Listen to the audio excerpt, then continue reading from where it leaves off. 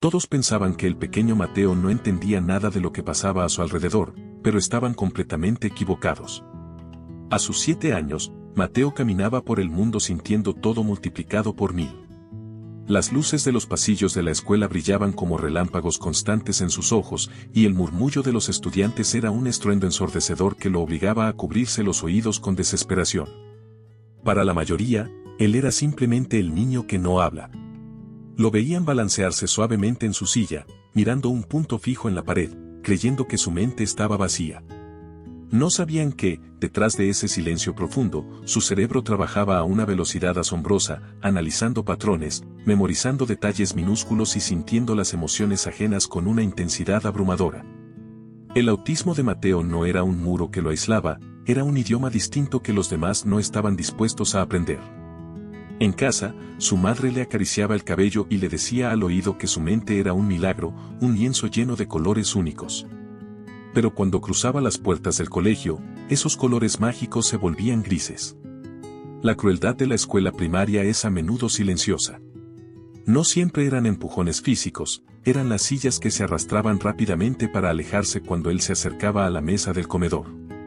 Eran las risitas ahogadas cuando repetía una palabra que le gustaba, un eco suave que lo calmaba en momentos de estrés, pero que los demás usaban como el chiste del día.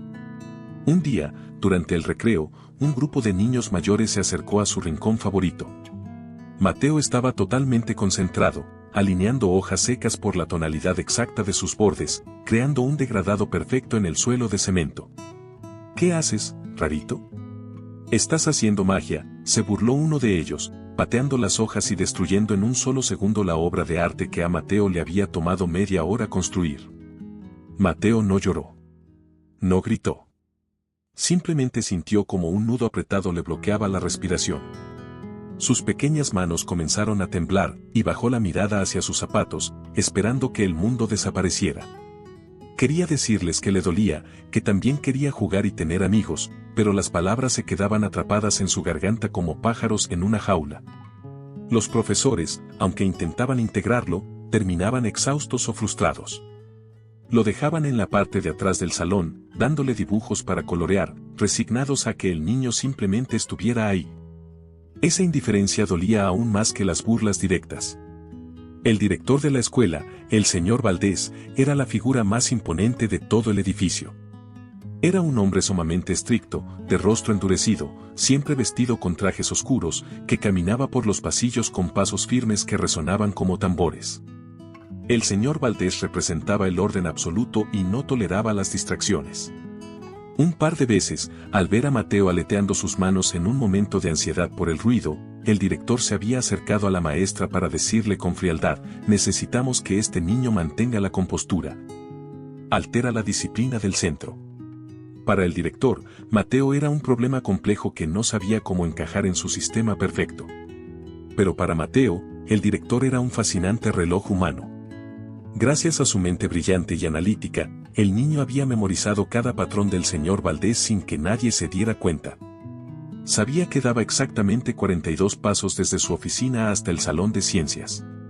Sabía que los jueves bebía su café a las 10 en punto y que usaba un bolígrafo azul los lunes y uno negro los viernes.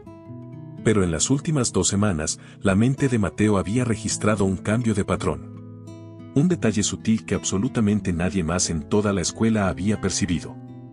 Mateo se había dado cuenta de que el rostro del estricto director perdía su color habitual después del almuerzo, tornándose de un gris pálido.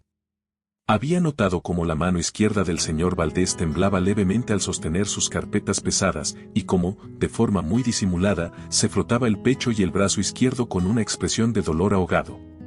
Los demás adultos estaban demasiado ocupados mirando sus teléfonos, corrigiendo exámenes o hablando de sus propios problemas como para notarlo. Pero Mateo, el niño invisible al que todos ignoraban, lo veía todo. Llegó el frío martes, 14 de noviembre. El cielo amaneció gris y pesado, y la escuela parecía más silenciosa de lo normal. Todos los estudiantes estaban reunidos en el gimnasio principal para una asamblea general. El eco de los micrófonos y el bullicio de cientos de niños rebotando en las paredes formaban un verdadero infierno sensorial para el pequeño. Sintiéndose al borde del colapso, Con el corazón latiendo a 1000 por hora y tapándose los oídos con desesperación, la maestra le permitió salir al pasillo principal para calmarse. El silencio de los pasillos vacíos fue un alivio sanador. Mateo se sentó en el suelo frío cerca de las vitrinas de trofeos, abrazando sus rodillas y cerrando los ojos para regular su respiración. De repente, un sonido extraño rompió la tranquilidad perfecta. No fue un grito, no fue una llamada de auxilio. Fue el ruido agudo de un cristal rompiéndose, seguido por un golpe sordo y pesado contra el suelo de madera. El sonido provenía directamente de la oficina de la dirección. Mateo abrió los ojos lentamente. Se puso de pie en medio del pasillo desierto. Las secretarias estaban dentro de la asamblea y los conserjes limpiaban el patio trasero. No había nadie más cerca. Caminó con pasos sigilosos hacia la imponente puerta del señor Valdés, que había quedado entreabierta. Con sus pequeños dedos, empujó suavemente la madera oscura, asomándose por la rendija hacia el interior de la oficina. Lo que sus ojos descubrieron en ese preciso instante hizo que su mundo se detuviera por completo. El reloj humano se había roto de la peor manera posible, y una tragedia desgarradora estaba a punto de consumarse.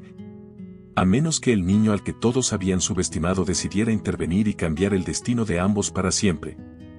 El cuerpo del señor Valdés yacía estirado sobre la alfombra roja, cerca de su escritorio de caoba. Su rostro, antes duro y severo, estaba ahora contraído en una mueca de dolor atroz, con los ojos semicerrados y fijos en un punto perdido del techo. Su mano izquierda estaba aferrada al centro de su pecho con una fuerza desesperada, arrugando la tela de su costoso traje oscuro. A su lado, los restos de su taza de café de porcelana blanca estaban esparcidos por el suelo, creando un charco oscuro que se expandía lentamente, reflejando la luz tenue de la oficina. El director estaba teniendo un ataque cardíaco masivo. Sus labios se tornaban de un color azulado aterrador y de su garganta solo escapaba un gemido ronco, ahogado por la falta de oxígeno. El tiempo, para el señor Valdés, se estaba acabando a una velocidad vertiginosa. Estaba solo, atrapado en el epicentro de un dolor paralizante, sin poder gritar, sin poder pedir ayuda. Mateo, paralizado en el umbral de la puerta, sintió como el mundo exterior desaparecía por completo. El silencio de la oficina era sepulcral, roto únicamente por la respiración agónica del hombre en el suelo. Para un niño con autismo, una situación de este calibre puede ser un desencadenante de un pánico absoluto y un colapso total. La imagen era aterradora, los olores del café caliente y el miedo eran penetrantes, y la ruptura total de la rutina que presenciaba era insoportable. Cualquier otro niño en su condición habría gritado, corrido a esconderse bajo una mesa, o se habría quedado catatónico ante la sobrecarga sensorial. Pero en ese instante decisivo, sucedió algo asombroso dentro de la mente de Mateo. En lugar de hundirse en el caos del pánico, su cerebro, acostumbrado a procesar patrones y detalles lógicos, se activó con una claridad clínica y sorprendente. La escena aterradora frente a él se transformó, en su mente, en una serie de datos lógicos. Él había pasado semanas notando los signos de advertencia en el director. Había visto el temblor de su mano, el cambio de color en su rostro, la fatiga constante. Su mente analítica ya había registrado el patrón de riesgo y ahora presenciaba la conclusión inevitable. El reloj humano se había detenido, y Mateo era la única persona en todo el edificio que sabía exactamente por qué y qué tan grave era la situación. El miedo que atenazaba su cuerpo se evaporó, reemplazado por un enfoque hiperagudo, una calma extraña y sobrenatural que se apoderó de él. Mateo entendió, con una certeza absoluta, que no podía esperar a que alguien más apareciera. No podía volver al gimnasio a buscar ayuda, porque para cuando lograra comunicarse a través de su silencio, ya sería demasiado tarde. El destino del hombre más poderoso de la escuela estaba, irónicamente, en las manos del niño más frágil e ignorado. Mateo avanzó hacia el señor Valdés.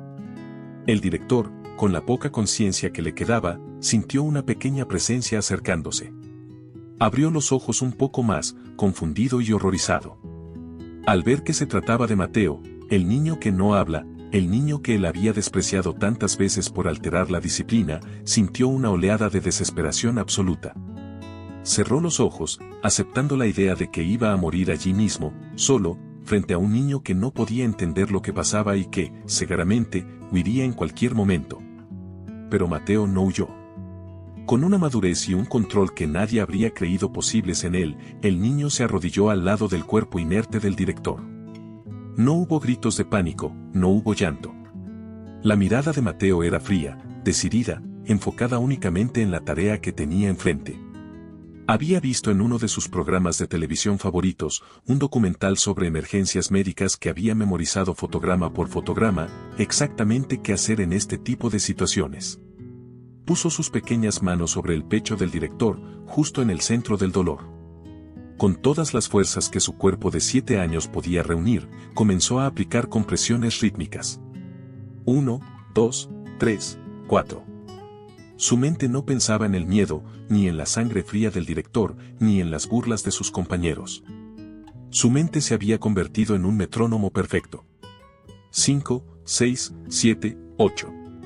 Cada compresión iba acompañada de un suspiro profundo de Mateo, un eco de la respiración que el director no podía tener. El señor Valdés, en medio de su agonía, sentía la presión rítmica en su pecho. Era un dolor extra, un recordatorio doloroso, pero a la vez, una fuerza externa que intentaba, desesperadamente, mantener la vida en su interior. Miraba las manos de Mateo, esas pequeñas manos con las que aleteaba en momentos de ansiedad, ahora trabajando con una precisión militar y una determinación inquebrantable. 9, 10, 11, 12. Mateo seguía, con el sudor frío perlado en su frente. Su respiración era el único sonido que acompañaba el ritmo de sus compresiones. El director, al borde de la inconsciencia total, sintió algo más que dolor físico. Sintió, a través de la conexión directa de esas pequeñas manos sobre su corazón, la intensidad del amor, la pureza y la determinación de un ser humano al que él había tratado como un mueble defectuoso.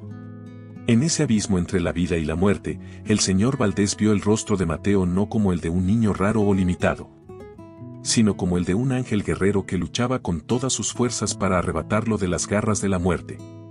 Afuera, en el gimnasio, la asamblea continuaba sin sospechar nada. Cientos de niños reían y escuchaban discursos sobre el futuro de la escuela, mientras que a pocos metros de ellos, en una oficina en silencio, el niño invisible que todos ignoraban estaba protagonizando la batalla más heroica de toda su vida, manteniendo vivo, literalmente, el corazón de su director.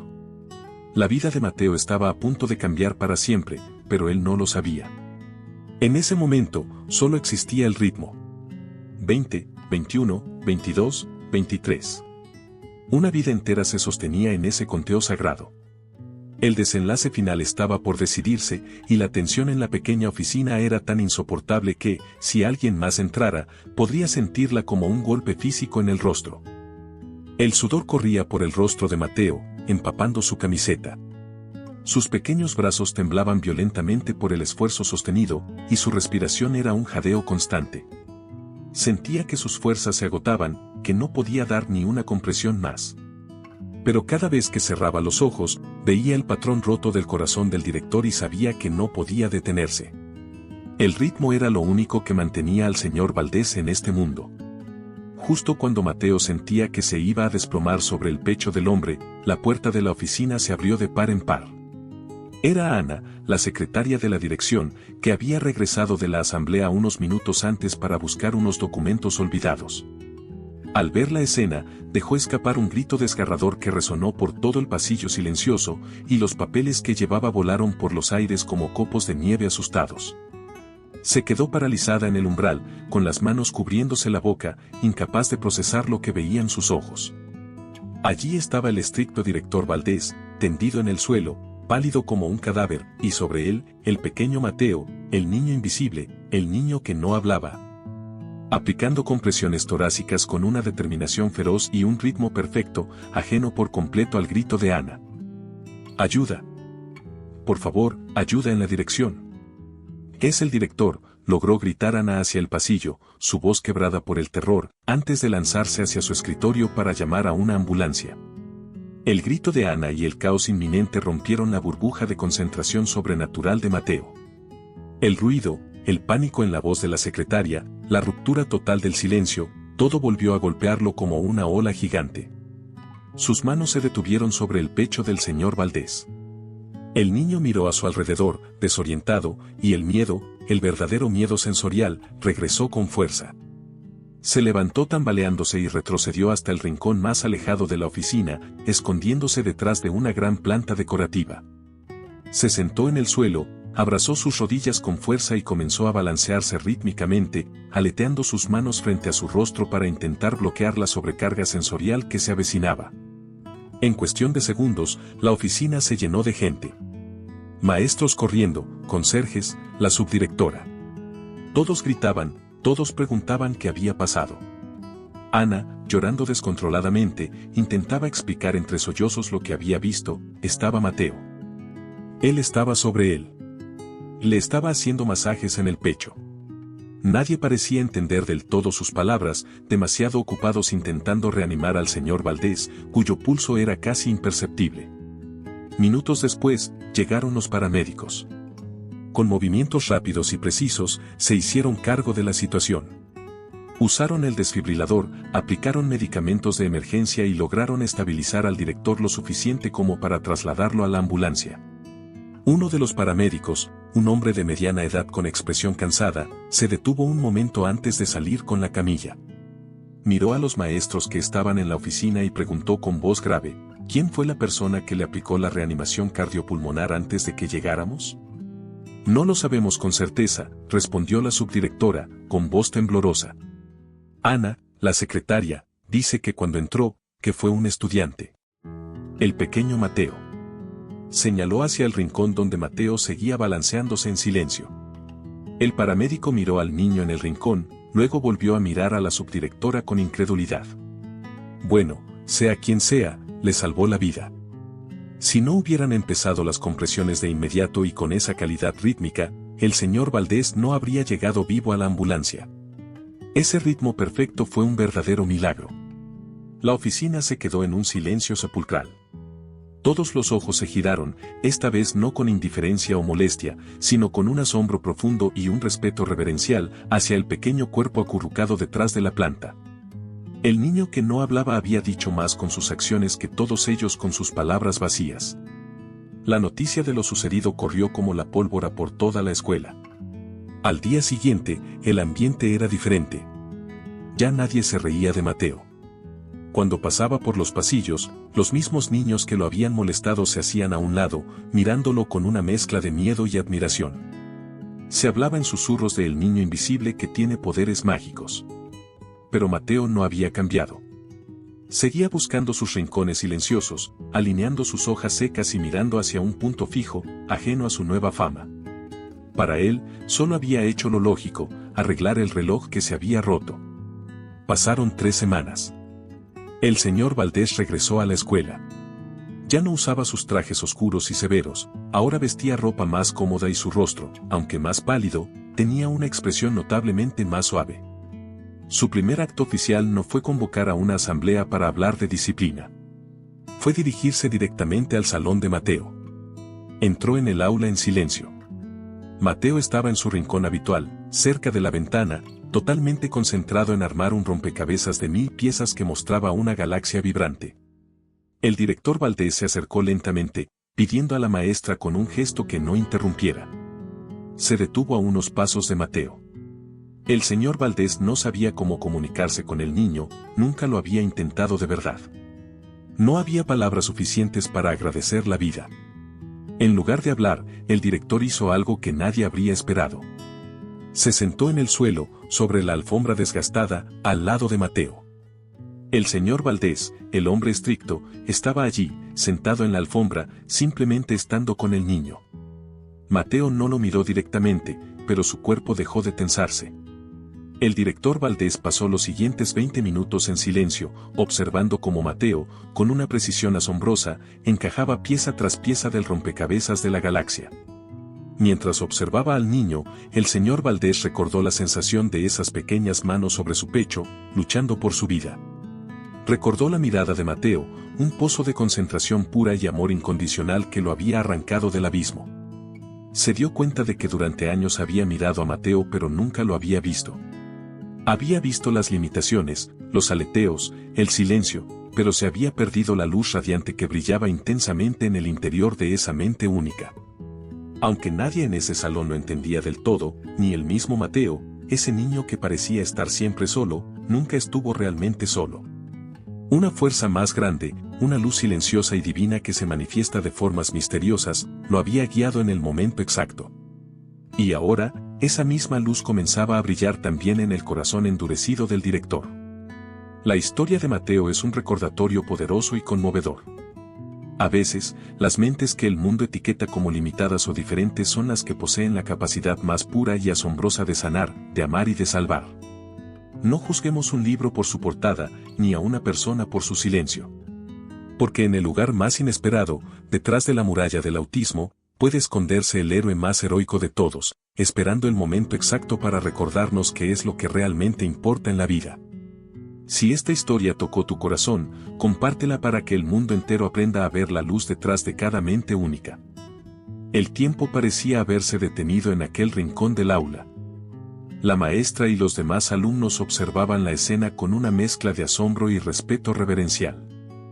El hombre más estricto de la escuela y el niño más invisible, unidos en un silencio que decía más que 1000 discursos. Para el señor Valdés, cada segundo sentado en esa alfombra era una lección de humildad. Sentía el alivio de la vida latiendo en su pecho, un recordatorio constante de la fragilidad humana y de la deuda impagable que tenía con el pequeño ser a su lado. Al mirar a Mateo, veía la pureza de un alma que no necesitaba máscaras ni pretensiones para ser heroica. El director, por primera vez en años, no estaba pensando en horarios, presupuestos o disciplina estricta. Estaba, simplemente, agradecido de estar vivo y presente. A medida que Mateo colocaba la última pieza del rompecabezas de la galaxia, el director Valdés sintió que algo encajaba también dentro de él. Una pieza fundamental que había estado perdida durante mucho tiempo, la capacidad de conectar con la vulnerabilidad ajena, la verdadera compasión. Esa tarde, el señor Valdés tomó una decisión que cambiaría el rumbo de la escuela para siempre. No hubo asambleas solemnes ni anuncios ruidosos para celebrar su regreso. En su lugar, el director comenzó a pasar tiempo en los pasillos durante los recreos, no para vigilar con mirada severa, sino para observar con curiosidad y empatía. Empezó a hablar con los maestros, no para exigir resultados, sino para preguntar qué necesitaban para apoyar a todos los alumnos, especialmente a aquellos con mentes únicas que el sistema a menudo ignoraba. El cambio se sintió en cada rincón del edificio. Se instalaron rincones de calma en las aulas, refugios sensoriales para cuando el mundo se volvía demasiado ruidoso. Se redujeron los sonidos estridentes de las campanas. Se fomentó un ambiente de apoyo y colaboración, donde las diferencias eran celebradas como fortalezas, no juzgadas como defectos. La escuela, que una vez había sido un laberinto de miedo y rechazo para Mateo, se transformó lentamente en un refugio de aceptación y crecimiento para todos. Unos meses después, durante la ceremonia de graduación de fin de año, el señor Valdés subió al escenario. Su discurso no fue sobre logros académicos, puntajes de exámenes o disciplina perfecta. Fue sobre el amor, la empatía y la belleza de aprender a ver el mundo a través de ojos diferentes. Cuando mencionó el nombre de Mateo, la multitud, que ahora entendía la verdadera historia, estalló en un aplauso atronador. Mateo, que estaba sentado con su madre, aleteó sus manos con alegría, no por el aplauso en sí, sino por la luz sincera que brillaba en los ojos del director mientras lo miraba con profundo respeto. Esa noche, mientras miraba las estrellas con su madre, Mateo sonrió. No era una sonrisa para el mundo, sino para sí mismo. Una sonrisa que decía, entendí.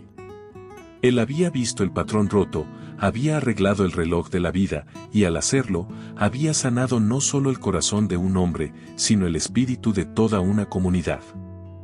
Aunque el mundo a menudo se enfoca en la discapacidad, hay una fuerza más grande que ve la capacidad divina en cada ser. Aunque el mundo ve el silencio, hay una voz celestial que susurra en lo profundo de cada alma única. Mateo, el niño invisible, nos recordó a todos que cada uno de nosotros es una pieza esencial en el intrincado rompecabezas de la creación, y que el amor incondicional es la fuerza sagrada que une todas esas piezas, sin importar cuán diferentes parezcan. Él nunca estuvo realmente solo. Una luz silenciosa y divina lo guió en el momento exacto, y ahora, esa misma luz brilla en el corazón de todos los que aprendieron a ver la belleza detrás de su silencio. No juzguemos un libro por su portada, ni a una persona por su silencio. Porque en el lugar más inesperado, detrás de la muralla del autismo, puede esconderse el héroe más heroico de todos, esperando el momento exacto para recordarnos qué es lo que realmente importa en la vida. Si esta historia tocó tu corazón y te enseñó a ver la luz en los demás, compártela para que el mundo entero aprenda a celebrar cada mente única.